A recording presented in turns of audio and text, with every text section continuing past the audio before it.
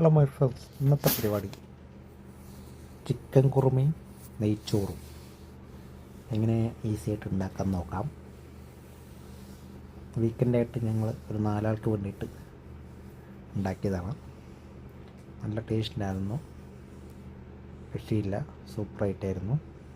കല്യാണ വീട്ടിലെല്ലാം കിട്ടുന്ന മരത്തെ അതേമാരത്തെ ഐറ്റാണ്.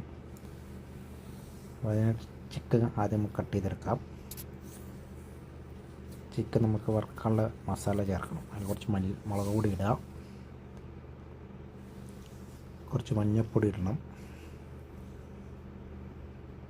കുറച്ച് ഗരം മസാല ഇടണം, ഇഞ്ചി വെളുത്തുള്ളി പേസ്റ്റ് ഇടണം.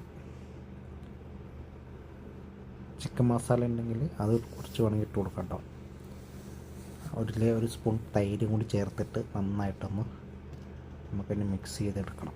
ആവശ്യത്തിന് ഉപ്പും കൂടി ചേർക്കുക, നന്നായിട്ടൊന്ന് മിക്സ് ചെയ്തെടുക്കുക. ഒരു 10-15 മിനിറ്റ് വീസറിൽ ഒന്ന് മസാല പിടിച്ചായി വയ്ക്കുക. ശേഷം നമുക്ക് ഉള്ളി ലേശം കട്ട് ചെയ്ത് വയ്ക്കുക. ഉള്ളി വെച്ച് മൂപ്പിച്ചെടുക്കണം. ഉള്ളി, അണ്ടിപ്പരിപ്പ്, മുന്തിരി എല്ലാം മൂപ്പിച്ചെടുത്തിട്ടുണ്ട്. അത് ഫസ്റ്റ് നമുക്ക് കുറച്ച് നെയ്യ് ഒഴിച്ച് കൊടുക്കണം. അതിലോട്ട്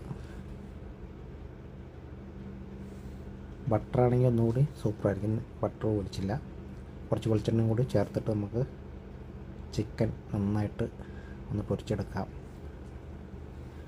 ബട്ടറാണെങ്കിൽ ഒന്നുകൂടി ഭയങ്കര ടേസ്റ്റായിരിക്കും. ഒന്ന് മറിച്ചിട്ടെടുത്തിട്ട് ചിക്കൻ നന്നായിട്ടൊന്ന് ഒഴിച്ചെടുക്കാം. അതിന് ശേഷം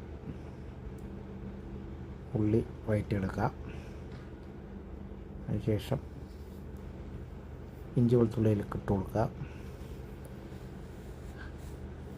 തക്കാളി 4 തക്കാളി അരിഞ്ഞ് അതിലിട്ട് കൊടുക്കുക.